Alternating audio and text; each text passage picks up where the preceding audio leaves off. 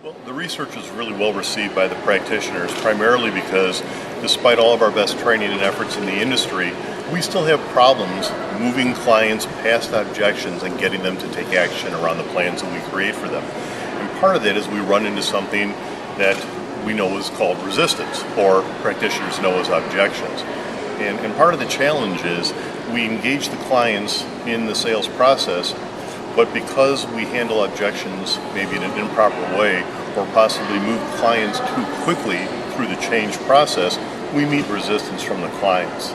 We find that the practitioner, to be most effective, needs to do two things. Number one, they need to identify where the client is in regards to the change process, and once they identify where they're at, to use these special techniques like reflective listening and ways to deal with resistance to move the clients through the change process and then present our plans during the action phase when it's most appropriate.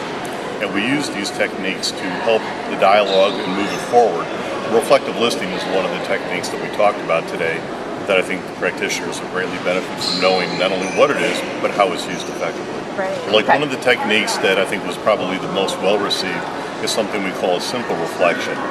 So what happens is that when you're talking with a client, let's say we've created the plan and we're about to implement the plan and we're kind of asking to identify a money commitment in terms of what the client can afford on a monthly basis. Sometimes if we're moving too quickly through the process and the client isn't quite sure, they'll throw up a roadblock. And typically that roadblock will be, I can't afford it right now, we just can't seem to find the money to save on a regular basis. And as a practitioner, our normal response may be to use what we've been taught as a clarifying question. So I might say something like, so what you're saying is you're really not able to save right now? Right. And the client we'd engage in an argument, and then I would basically be putting myself in a position to argue with the client to try to get them to agree that they do have the money. And that's not a great position to be in when you're in an adversarial relationship with your client.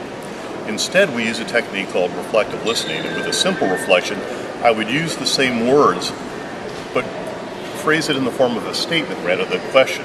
So I would say, you're having difficulty saving right now. And by making it a statement, I acknowledge what the client is trying to say, we move past the roadblock, and then we can move forward without a confrontation-like discussion.